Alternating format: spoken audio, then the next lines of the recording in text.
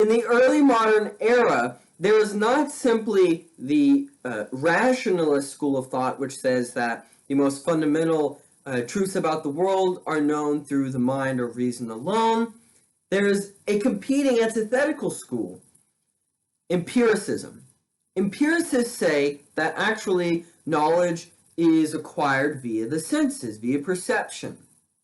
And just as there were three great rationalists in Descartes, Spinoza, and Leibniz, there are three great empiricists in John Locke, George Berkeley, and David Hume. Now, of course, this video is on David Hume, but I should say a little something about the other two philosophers as well. So John Locke was an Englishman, and this is something else I should say as well that distinguishes the empiricists from the rationalists. The rationalists were based on the continent of Europe, so like Spinoza lived around Holland, the Netherlands region. Leibniz lived in Germany. Of course, Descartes was from France. But the empiricists, though, they all live in the British Isles. So John Locke was born and died in England. He was an empiricist, but he was also a dualist, so he did think that there was the mind and the body, which were distinct substances, metaphysical substances. But he is also famous for more than just his epistemology. He is also famous for, of course, his political philosophy, arguing that the foundation of justice is property. And later on, we'll see that argument from John Locke. George Berkeley is also an interesting figure. He was Irish. He was an empiricist, but he was actually an idealistic monist. So he thought actually there was no material world. It was all intellectual. The entire world is intellectual. And this might sound strange. How is it that the world can be intellectual? And yet he's saying we come to know things about the world through our senses. And it's a very interesting argument. I'll just give one example where supposedly at one point in time, this person who had heard of Berkeley's ideas was like in the Caribbean, and they were on like a beach, and they kicked a rock and said, "I refute him thus," because they were trying to demonstrate, look, I kicked the rock, I felt the rock, it stopped to my foot. Obviously there's a material physical world. But that would be to miss Berkeley's point, because Berkeley would say, yes, of course, you felt the sensation of the rock, and you witnessed your foot hitting the rock, but where did that all occur? It occurred in the mind. The recognition of those sensations, the sensation being formed, the judgment of, recognizing this is a rock and my foot hits it, those are all mental processes. So he would say that doesn't prove, of course, that there is definitely this material world. He's also famously, the famous question of, if a tree falls in the forest and no one is around to hear it, does it make a sound? That comes from Berkeley as well. Berkeley thinks yes, because basically God perceives everything all the time, so that way everything is guaranteed. And then we come across David Hume, who was part of the Scottish Enlightenment, was friends with Adam Smith, for example. So he, of course, is an empiricist, but, as we'll see, he was also a kind of moderate skeptic. And it's argued, to what extent was he more of a naturalist, or was he more of a skeptic? That's not really something we're going to get into, but we will look to some extent at his skepticism. Now, he's not a skeptic like sexist empiricist. Hume does think we can know things, but we'll see to what extent. His metaphysics are also, because of this, very difficult to understand. Was he a dualist? Was he a materialist? It's not very clear.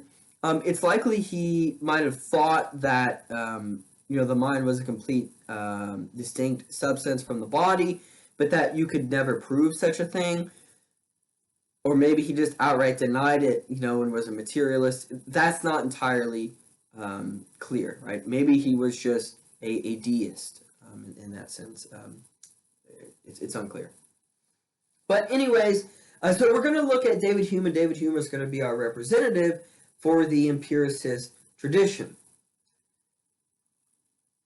Now, Uh, this is a picture of me actually when I went to Edinburgh, Scotland. There's the statue of David Hume across from a statue of Adam Smith.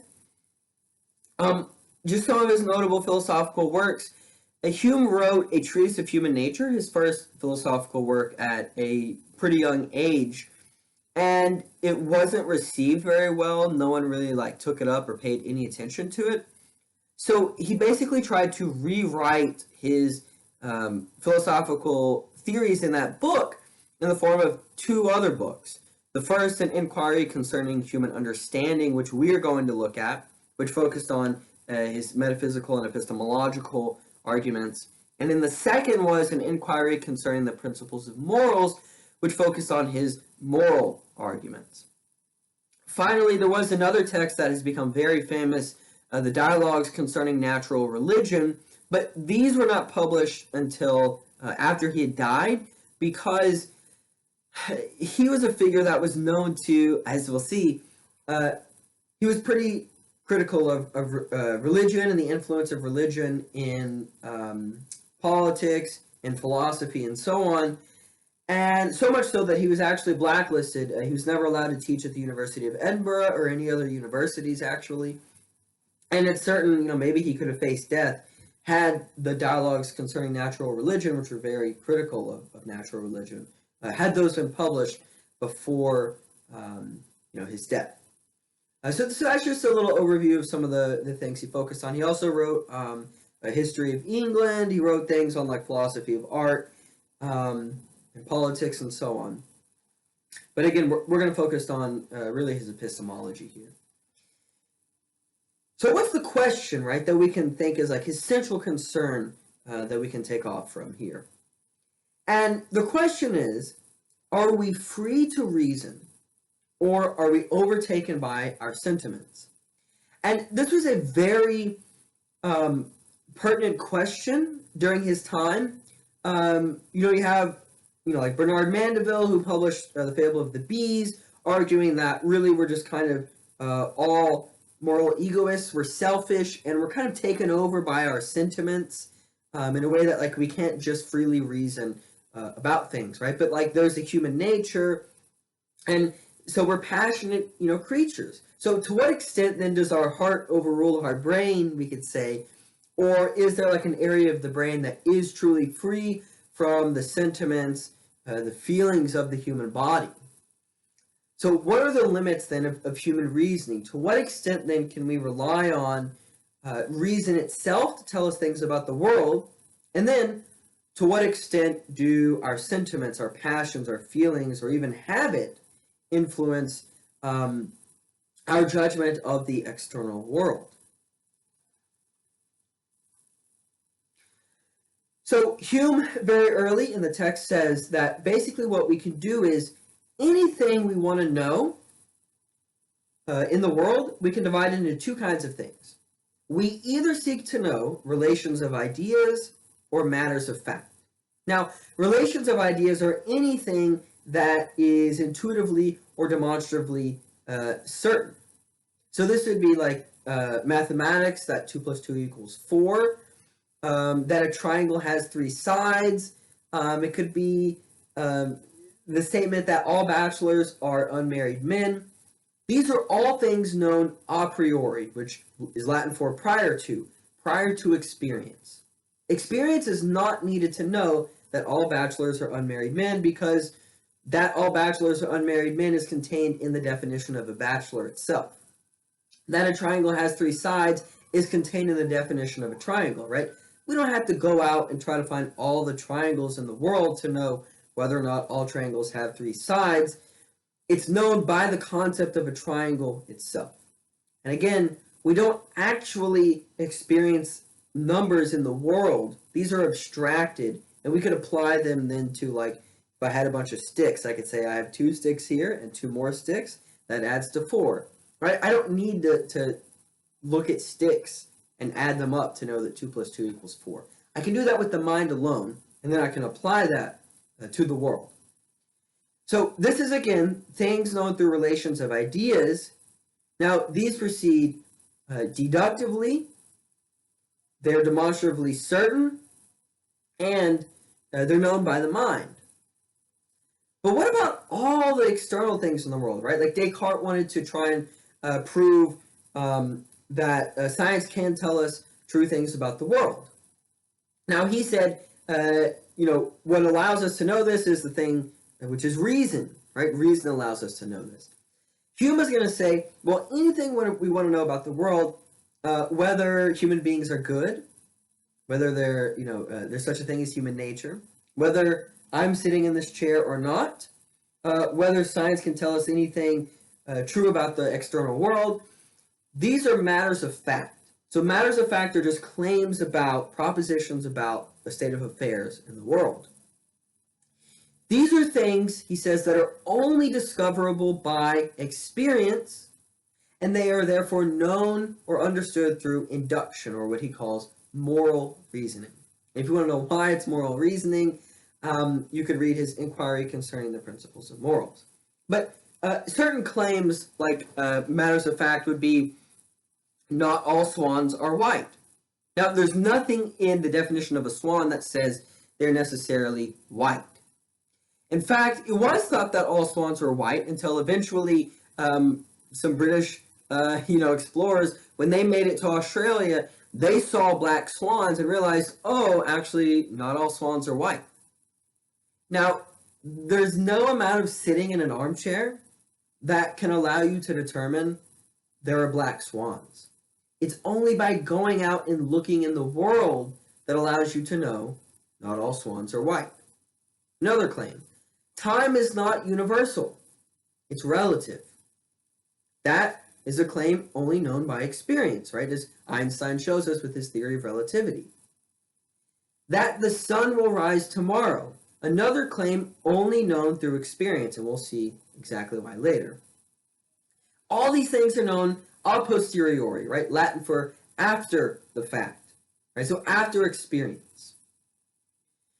So there are things that we seek to know which are like mental concepts, mental ideas, involving 2 + 2 = 4, a triangle having 3 sides, and so on. And then there are empirical ideas or claims, matters of fact. Not all swans are white, and so on.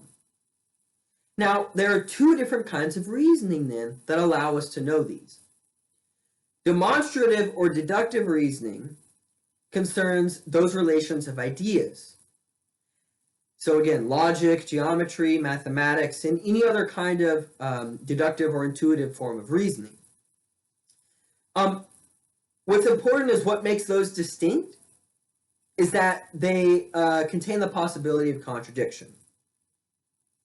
Now, what he calls moral or inductive reasoning, which allows us to know matters of fact, that does not necessarily entail the possibility of contradiction. So these would be disciplines like physics, geology, biology, psychology, history, any other kind of inductive inference.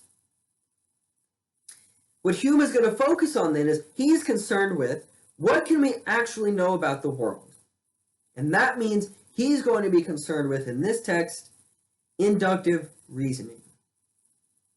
And he wants to know, to what extent is inductive reasoning a pure exercise of reason, or to what extent is it influenced by our sentiments, by our passions, by habit?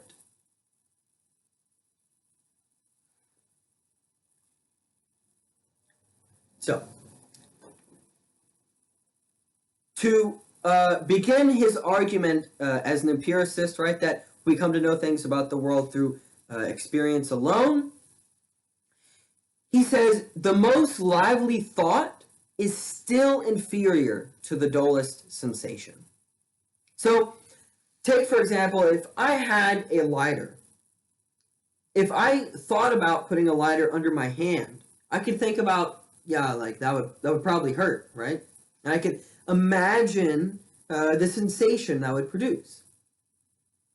But if I actually took a lighter and put it under my hand, the feeling that is going to be produced is obviously much more vivid than any imagination I could think of about a lighter being under my hand and the sensation that would produce. Likewise, emotions. I can think about becoming angry. but I will never be moved to the extent that if I'm actually angry in a situation, I will be moved much more mentally and physically. Now, this leads him to argue that primary perceptions, that there are primary perceptions of the mind, primary sensations. He calls these impressions. These are the most basic form of sensory perceptions. This would be, the sensation of material objects as the table hitting my eyes. This would be my feelings of the chair or my emotions. But this would not yet be my thoughts about the emotions. So we have secondary perceptions of the mind. So first we have impressions, which are like my first introduction, right, to the object in front of me. We then have secondary perceptions of the mind. So this would be a kind of recalling of memory of the sensation I had of feeling the armchair, or the use of imagination to recreate like what that armchair felt like. Now these products are always a conscious action, but the impressions are not necessarily a conscious action because I don't need to be aware of what it is I'm perceiving. I can be perceiving things and not yet be clear about what it is I'm perceiving, of course. Now, those secondary perceptions of the mind, then, he calls ideas or thoughts.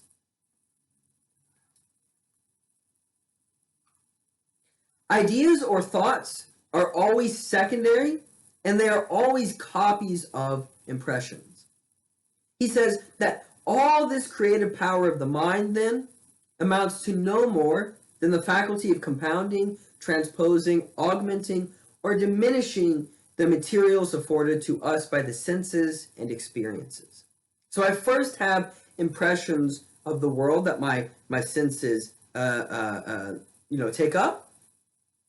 I then am able to form simple ideas based on the copies of those impressions. I can come to know that I have a feeling of guilt. I have a feeling of happiness, of pleasure. I can only come to that idea that there is such a thing as pleasure once I have experienced multiple times something pleasurable, once I have experienced happiness, right, through pleasure. And then I can take those ideas of pleasure and form an even more complex idea that maybe pleasure is the end of human existence, that what we ought to do is pursue pleasure. Right? Now, the only way I'm able to form an argument that pleasure is the end of human existence is that I have a more simple idea of pleasure itself. And what allows me to have that more simple idea of pleasure, it was the basic impressions of pleasurable things, those primary sensations. Now, what Hume argues, actually then, is an antithetical argument to Descartes, that, right, where Descartes said, the only thing which is clear and distinct are ideas. For Hume, ideas are actually less clear, and the boundaries between them are more indefinite and ambiguous as compared to impressions. And he says this because he thinks, when I think of something, it's not as clear as when I actually in the moment experience that thing. In the same way that if I'm going to eat a really delicious pizza, I can think about that pizza, but it's never going to move me. I'm never going to quite experience the vivacity of that, of eating the pizza, unless I'm actually eating the pizza. So when we have an idea, then, we think about an impression, and we are actually removed from the sensation itself. And in a way, we're kind of looking at that thing as in a mirror or a painting.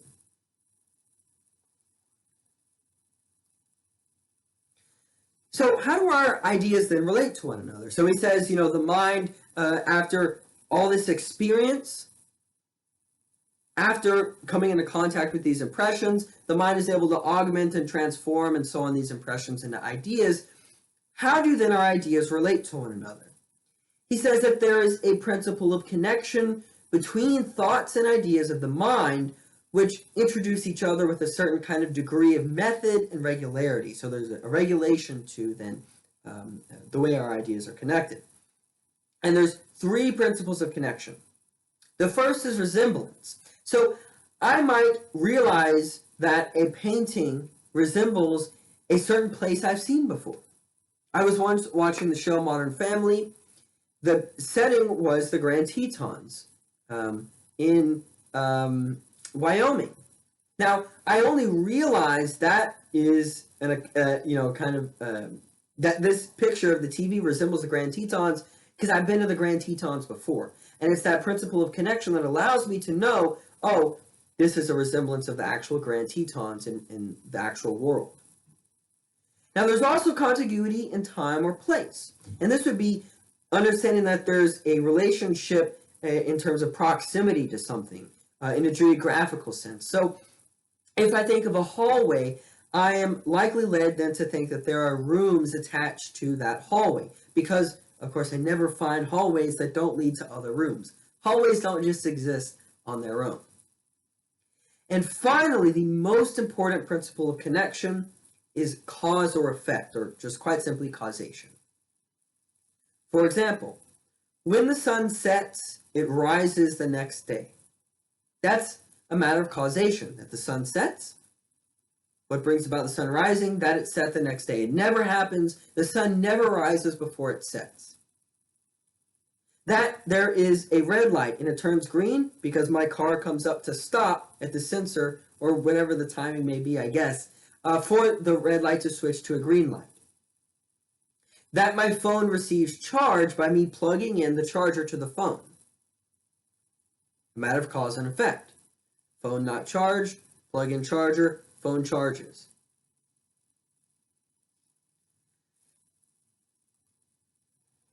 All propositions then of matters of fact, so any proposition is about a state, right, a claim about the external world, right, that there is a sun out there that is hot. He says all this is founded on cause and effect. Anything he thinks we want to actually know that's important about the world is based on cause and effect. That no single event can be determined, nor any cause or effect inferred without the assistance of observation and experience. So let's look at three examples here as to why then experience is necessary for the concept of cause and effect. The first example we could think of, let's say someone is on an island and they're walking across a beach and they come across a watch. What are they likely then to infer? How did the watch get there? Someone left it there. It came from a human being. Why? Why would they make that claim that this watch belonged formerly to some human being? Have we ever seen watches that weren't made for human beings? No. So, because all of our experience has been a relationship between human beings and watches, we then infer, oh, look at this. This watch here on this island must have belonged to someone else before and they lost it. Or take, for example, playing a game of pool. If I've never experienced anything like pool, I might not know that when the when the balls are hit and one hits another one, it makes them move in a certain direction. But if I have some familiarity with that, right, then I can kind of learn some skill about how to play pool, how the balls bounce around the table. If I have no experience with pool, I would never know how to play a good game of pool. Or take this example, I think is even better than the previous two. Let's say a child had grown up and the only toys it ever had was a cotton ball. Now, of course, what happens when you drop a cotton ball? If I hold it in the air, I let go and it falls to the ground, it's going to kind of just rest there. Right? It's not going to bounce. Now, let's say then, after that child, through its whole life, it's only played with a cotton ball. I then give it a rubber ball. What do you think think the child is going to expect to happen when it drops the rubber ball? It's going to expect that it's going to do exactly like what the cotton ball did, and it's going to rest there. But what is it going to find? No, the rubber ball is going to bounce. Now, Hume says we are apt to imagine that we could discover these effects by the mere operation of our reason without experience. Hume thinks that, right, this is how important experience is for us to have any knowledge about the world.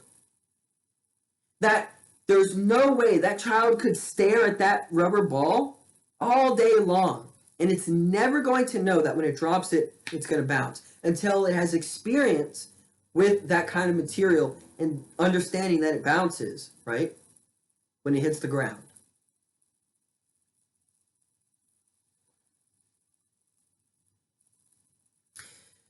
So, if Hume is arguing that our knowledge about the world comes from experience, and specifically then the senses, and that these claims we make about the world are inductive, what is the foundation of inductive arguments from experience? What allows us to make the claim, right, to prepare a whole new day for tomorrow when it gets dark at night and the sun goes down? What allows me to live my life when I'm driving in a car and I come to a stoplight? I just wait, thinking, well, it's going to turn green, and then I'll go. Right? That's an inductive assumption. What allows for that? We're going to get two different answers. The first answer is a negative one. He says that conclusions of matters of fact, so experiential claims about the world, they're not founded on reasoning or any process of the understanding. So Descartes is wrong, he says. And there's two reasons. One, the foundation of conclusions from experience can't be deductive. They cannot proceed from some principle then to explain away particulars in the world. Since he says things that we experience in the world are only probable. It could happen. Nature, or of course our understanding of it, could change. There's no guarantee that when the sun sets, it will rise tomorrow. He basically says this is because of what he calls the principle of the uniformity of nature. And this is the assumption of the regularity or uniformity of nature, that this regularity of nature is actually necessary for intelligent or purposive action in the world. That he says, we, of course, as human beings, we can't but assume nature is regular. Otherwise, if I didn't assume that the sun would rise tomorrow, I could never make plans. We could have no future. He says, man is a reasonable but social being. We seldom speak or think without some purpose or intention. And that intention is dependent on the uniformity of nature. And yet, deductive reasoning cannot guarantee that nature actually is uniform. And we'll see why in a moment.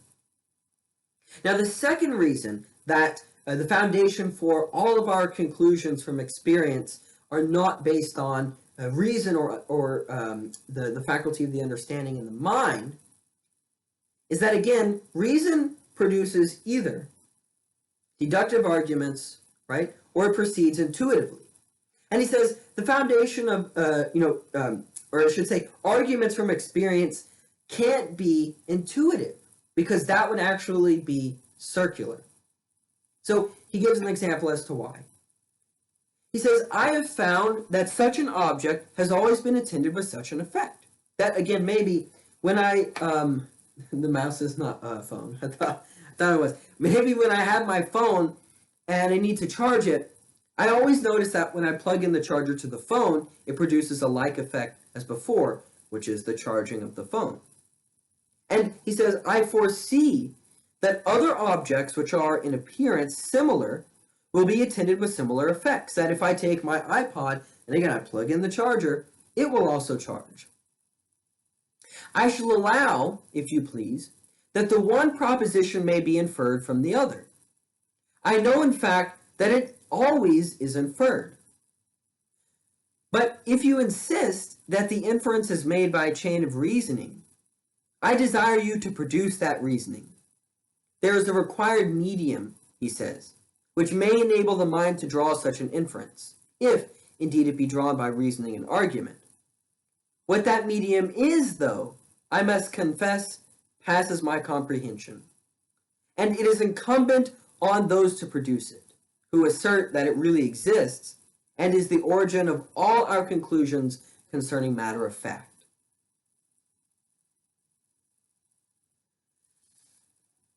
So there's a very interesting claim being made, a very powerful claim that has been influential ever since Hume. This is known as the problem of induction. This is the problem of induction, he says. All inferences from experience suppose, as their foundation, that the future will resemble the past, and that similar powers will be conjoined with similar sensible qualities. It is impossible, therefore, that any arguments from experience can prove this resemblance of the past to the future, since all these arguments from experience are founded on the supposition of that resemblance. So, for example, I might argue, the sun has risen every day of my life so far. Therefore, the sun will rise tomorrow. But what allows me to get from that premise that the sun has risen every day of my life so far to the conclusion, the sun will therefore rise tomorrow? Hume says it's an assumption of the future resembling the past, right? So if someone were to ask, okay, you say the sun will rise tomorrow, but how do you know? And I say, well, I mean, I'm almost 28, and so for almost 28 years, I've seen that when the sun sets, the sun rises tomorrow. Someone might ask, okay, sure, but how do you know it will do it again tomorrow? All I can point to, Hume says, is, well, because every day in the past it's done that, so I assume it will do it again. That means it's not something that's actually proven, but it's something that's assumed. It's a circular argument. It's actually illogical. That means my claim, right, that when I sit on this chair, it's going to have a cushion that's going to be soft, it's actually illogical. That, if I think, oh, when I plug in my phone to the charger, it's going to charge, that's illogical. That when the sun sets tonight, it will rise tomorrow, it's illogical to think that it will necessarily rise tomorrow. Now he says, the reality is, we never actually experience causation itself, right? Which would be the necessary connection between the sun setting and it rising, or the phone being plugged with the cord and the phone charging. He says, all we actually experience are constant conjunctions. I only experience charger being plugged into phone, and then, as a separate event, the phone charging.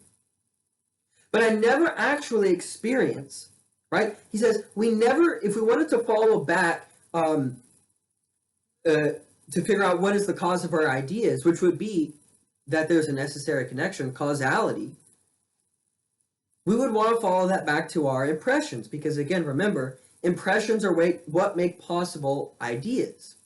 I have an idea of causation. Well, there must be then some corresponding impression, something I've experienced in the world that says there's a necessary connection in events. That when I'm driving my car and I press my foot on the brake, the car will slow down.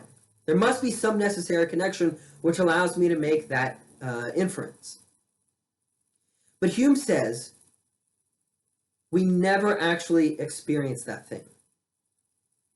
Why? This leads to his positive argument.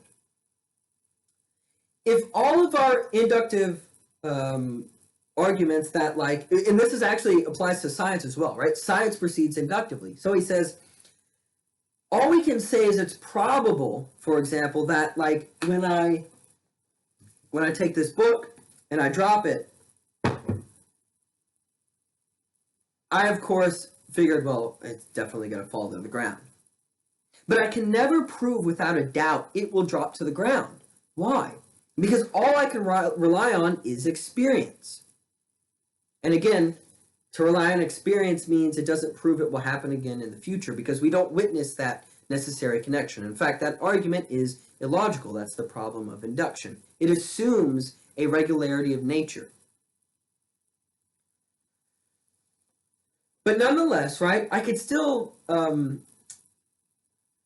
we could still base our argument on probability, right? So there's a difference in saying it's likely the thing will fall to the ground, and I know for a fact it will fall to the ground.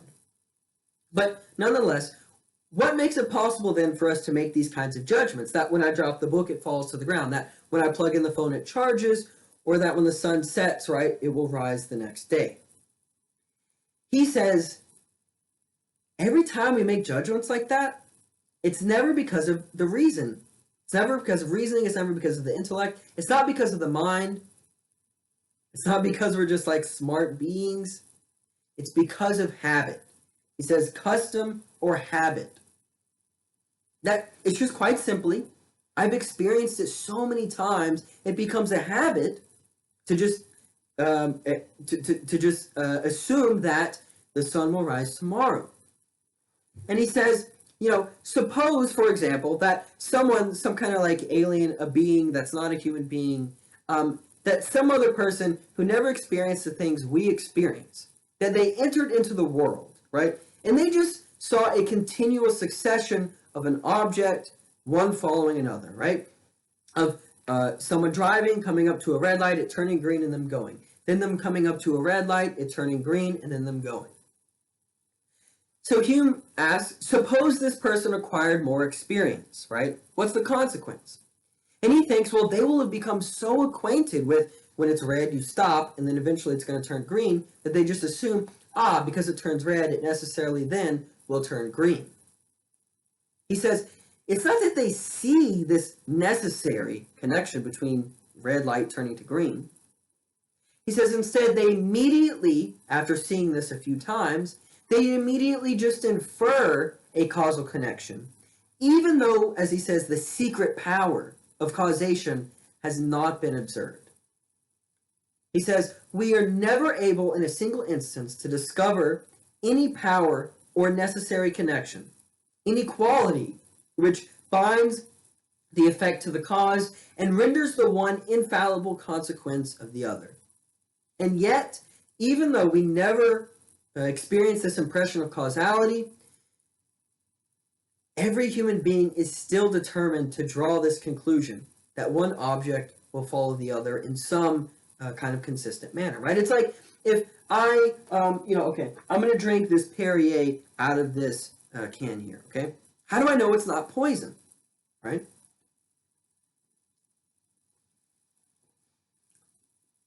Can I prove it's not poison? Well, most people wouldn't even ask that question. They would never doubt whether or not this is Perrier water or not, right? They've just seen the can enough, they drink it, it always, fulfills the same kind of function as Perrier has done before, so they assume it's not poison. But let's say we wanted to know for sure it wasn't poison. What could I do? Well, maybe I can have some machine that tests it, right? So I stick the probe in here and it tests it and it says it's not poison. And I say, aha, now I know for certain this is not poison. This is seltzer water. Well, how can we be sure? What if the machine is faulty? How do we know if the machine actually is testing this, works properly or not? Well, maybe I need another machine that then regulates that machine, right? And we say, aha, now I know that machine is correct, and it is determined this thing is water and not poison. Okay, but we run into the same problem. How do we know the machine that tested the machine that tests if this is poison or not is working properly? At some point, right, we've seen the machine do it enough, we just say, we basically rest on the probability that it works because we've seen it work so many times. We just infer that it does work and that therefore it would be, proven that this is seltzer water and not poison. In the same way that I go in the fridge and I just drink these every day, I infer this is really Perrier water and not, poison or something else. But I never see for sure, right, that when I open this up and I drink it, that it's going to nourish me and not kill me. I never see that necessary connection between drinking this, right, and the result that follows, the nourishment of the water, the hydration, or whatever else. So he says, there is some other principle then which determines them, this person, to form such a conclusion, and it's just quite simply custom or habit. And that custom or habit is a principle of human nature. It's inevitable. We can't get around it. All of our thoughts around the world, that if I say, Shisha, Shisha, right? So I call my cat's name Shisha up on her cat tree. You can't see her. She turned her head and looked at me. Now, that I thought she would do that. The whole thing that allows me to think that is custom or habit. There's no necessary connection I ever perceived in calling her name and making noises and her turning her head and looking at me before. So he says that arguments from experience are based on custom or habit, that this hypothesis seems even the only one which explains the difficulty why we draw from 1,000 instances an inference which we are not able to draw from one instance that is in no respect different from them. Reason is incapable of any such variation. The conclusions which it draws from considering one circle are the same which it would form upon surveying all the circles in the universe, right? So we don't need to look at all the circles in the universe to know they're all round. But he says, but no man, having seen only one body move after being impelled by another, could infer that every other body will move after a like impulse. Right? The same thing with the cotton ball and the rubber ball, or that all swans aren't white, there are also black swans. So he says, all inferences from experience, therefore, are effects of custom, not of reasoning.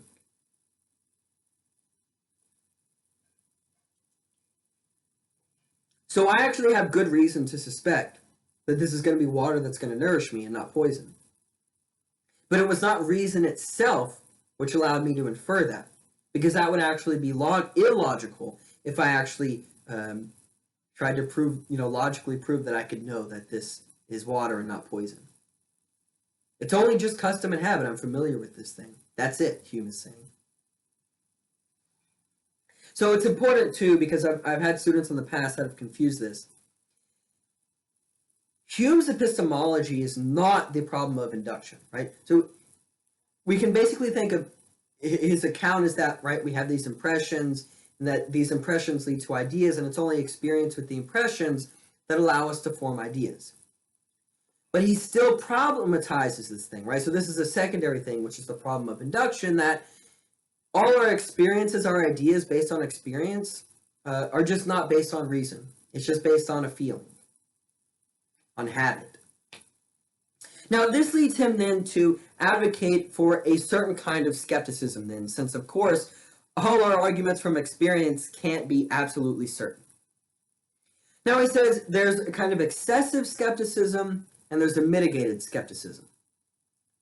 The excessive skepticism is a kind of radical skepticism, that of like Pyrrhonian skepticism, or that of the kind that Descartes proceeds with methodologically when he doubts, his entire existence.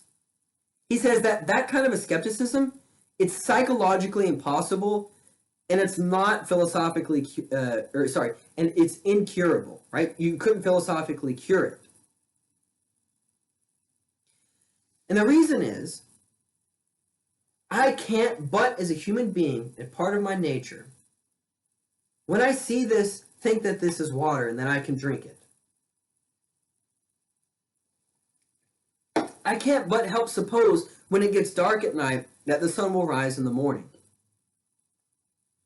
And he says, radical skepticism, that if we took it up, it would make human life and innovation impossible. Since he says, all human life then must perish upon the total lethargy this kind of skepticism would produce. that nature is always too strong for principle. That he thinks, sorry, Sextus, if you wanted to suspend your judgment in all cases, you just couldn't do it. At some point, you'd have to just judge, and this is water, right? It's probably water. I'm going to treat it as water. Instead, then, Hume says, since we can only have probable certainty about the external world, he advocates a kind of mitigated or moderate skepticism. And this is where we don't reject all preconceived notions and prejudices, right? So we don't do the radical Cartesian doubt, but instead we just begin with clear principles and we reject those which may bias our inquiry. So he advocates then a firm and steady commitment to effective anti-dogmatism, to any kind of entrenched view, which is any kind of like absolutism. And he thinks that this is possible with the first step of, not rejecting all our preconceived notions, all of our beliefs. Right? We don't have to throw out all our beliefs, but we combine that with a kind of common sense, which is held in our sentiments and in reflection. Now, what I do want to do is actually just compare Hume's empiricism and his claims about what we can know to what Descartes claimed. So if you remember, Descartes claimed, I have this idea of this omni-God, and that therefore, it's an innate idea put there by God himself, right? And that I can know God through the mind alone, through reason. Hume, right, actually asks the same question. He wants to know, where did this idea of God come from? Is it true that it's just something innate that we could have never as human beings created ourselves? Remember, Descartes said human beings lack the power to create that concept of God. Hume says, actually, since we have this idea of God, we just trace it back to the impressions, like we would all things if we want to know where they originate. And he says, even those ideas, which at first view seem the most wide of this origin of our experience, like God, are found upon nearer scrutiny to be derived from precedent feeling or sentiment. The idea of God, as meaning an infinitely intelligent, wise, and good being, arises from reflecting on the operations of our own mind and augmenting without limit those qualities of goodness and wisdom. So Hume says, sorry, Descartes, actually, we, perceive impressions of strength, right? And we notice some people are stronger than others. The mind, he says then, is able to take these ideas of weakness then and strength and posit the idea that there could be an infinite kind of strength. Or we see people who are stupid or ignorant, and we see people who are more intelligent, and we can posit, well, there must be kind of infinite intelligence where one could know everything that could be possibly known, right? And then we do the same thing with love and so on. And then we just combine those ideas of infinite power, infinite love, infinite wisdom, etc., into one more complex idea of just this all-perfect being, an omni-God. And that's where the origin of the idea of God comes from, our experiences in the world. So Hume is, of course, then very critical of the claims Descartes makes, and he's very critical of Descartes' metaphysics and any other religious metaphysics, right? That we could know there are angels, gods, that we could know there's an immaterial soul, a spirit, anything like that. Hume actually ends the text with a kind of philosophical mic drop. So I want to read the ending of his text here. He says, when we run over libraries, persuaded of these empiricist principles now, so if we have been persuaded by empiricism, he asks, what havoc then must we make to all the arguments we find in libraries, all the religious and metaphysical arguments? He says, if we take in our hand any volume, so we just pick up a book off the shelf, any kind of book about religion or metaphysics, for instance, he says, let us ask, does it contain any abstract reasoning concerning quantity or number? If the answer is no, right, Then we ask, okay, because of course the mind alone, right, is able to know things by deductive reasoning, right? Mathematics, it doesn't need experience. But let's say the book then, like a religious text, isn't making mathematical claims. So it's in trouble. And then he says, okay, then we need to ask, if it's not doing that, maybe it's fiction. But if it's not fiction, does it contain any experimental reasoning concerning matter of fact and existence? Does it try to make claims then about the world? No. If it doesn't contain any experimental reasoning concerning matter of fact and existence, then, right, if it's not based on empiricist claims, but again, metaphysical claims, he says, commit them to the flames, for it can contain nothing but sophistry and illusion. So Hume says, therefore, the Bible can't tell us anything true about the world, and Descartes' meditations can't tell us anything true about the world. So no wonder he couldn't publish the dialogues concerning natural religion, which are much more critical, actually, than this. But anyways, I'd like to end with this discussion question then. Do you agree with Hume, then, that any belief not based on perceptions, which includes then all theological and metaphysical beliefs, cannot then, we can never have knowledge of these claims, right? And they would be completely meaningless. Or do you think, no, Hume, like you're wrong, we can still know metaphysical claims like about the soul or about God, even if it's not based on experience? Now, what do you think?